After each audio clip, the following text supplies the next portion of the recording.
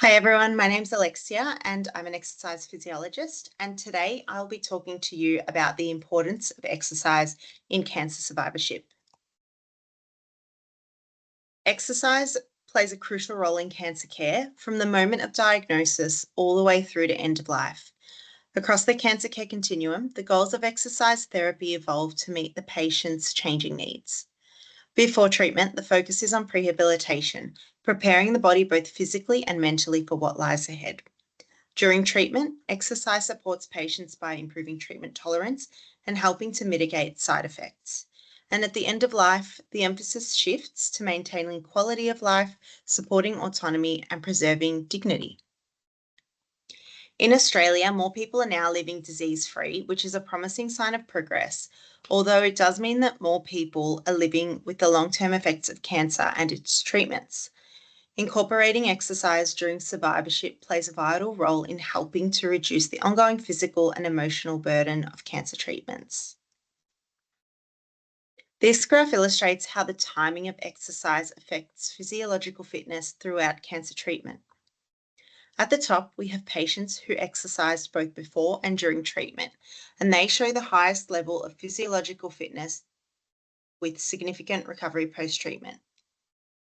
Next, we have those who exercised before treatment, and we see that they've maintained better fitness than those who didn't exercise at all at the bottom, but they experienced a decline during treatment.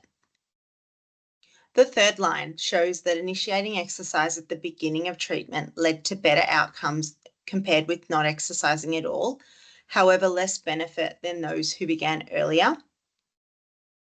And finally, the patients who didn't exercise at any stage, who experienced the steepest and the most prolonged decline in physiological fitness. This shows that initiating and maintaining exercise throughout the cancer treatment process is critical, and early and sustained physical activity leads to better physiological resilience and recovery. A multidisciplinary roundtable consensus statement in 2019 concluded that exercise has multiple benefits for cancer survivors. This includes reducing the risk of cancer recurrence, specifically in breast, colorectal, and prostate cancers, improved long-term survival, the reduced risk of secondary cancers and comorbidities such as cardiovascular disease, diabetes, and obesity, improved quality of life, reduced cancer-related fatigue, specifically with aerobic or resistance training, enhanced mental health, improving mood, reducing anxiety and depression, and improving cognitive function, better bone health and better body composition, particularly important for patients on hormone therapy, and finally, facilitating a faster return to work and regaining functional independence. So if exercise was in the form of a pill, we would say that it would be the most widely prescribed medication globally, in a perfect world. However, despite the well-established benefits of exercise for cancer survivors, we know that many of our patients face significant barriers to exercise participation. From physical limitations such as pain, fatigue, and deconditioning related to cancer treatments, to psychological challenges like fear of injury, low motivation, or lack of self-efficacy, and practical obstacles such as cost, lack of access to safe and appropriate exercise programs or facilities, time constraints, or limited guidance from healthcare providers. Addressing these barriers is crucial for improving long-term health outcomes. Several key facilitators can support an individual's engagement in exercise participation. These include strong encouragement and guidance from healthcare professionals, access to tailored exercise programs designed especially to meet the needs of individuals, and the availability of social support from family, peers, or support groups. Positive past experiences with physical activity, improvements in energy and mood, and a clear understanding of the benefits of exercise can also enhance motivation. Creating safe, supportive, and accessible environments is essential to empower our individuals to integrate exercise into their recovery and long-term wellness.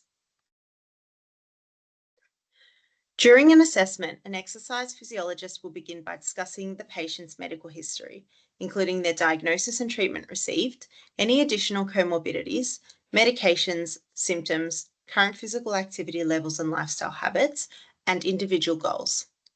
The assessment may include measurements such as heart rate, blood pressure, body composition, flexibility, balance, and aerobic fitness and strength.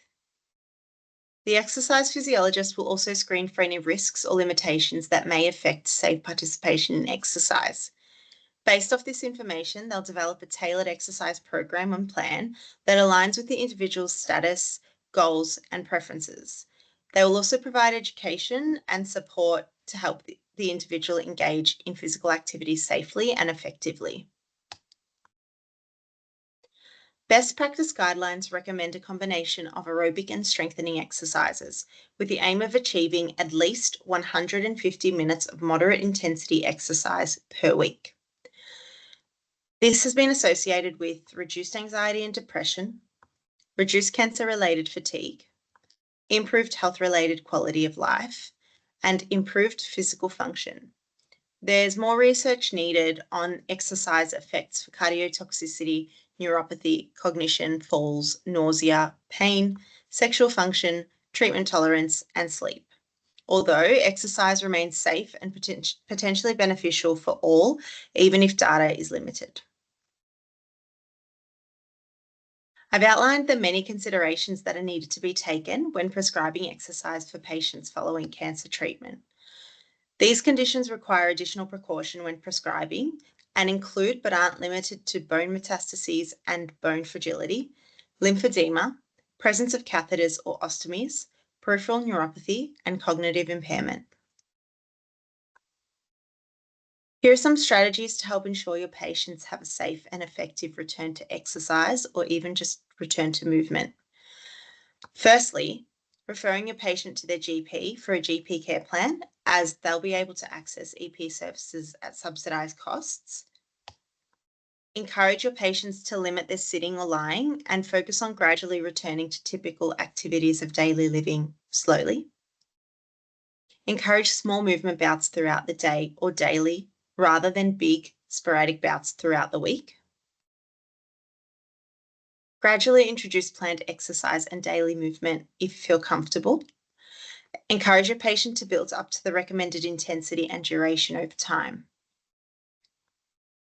Educate your patient on signs and symptoms to look out for or when to stop exercise. Refer them to an exercise professional. This can help them with setting realistic exercise goals, identify any barriers, and explore ways to overcome them. And if safe to do so, encourage your patient to join a walking group or get moving with a friend or family member. Here are some additional resources that you might find useful for your patients. On the left, we have the Cancer Council Exercise for People Living with Cancer, which is a free resource and very good resource for anybody providing any education to the patients. We also have the Let's Talk About Exercise sessions run at Peter Mac.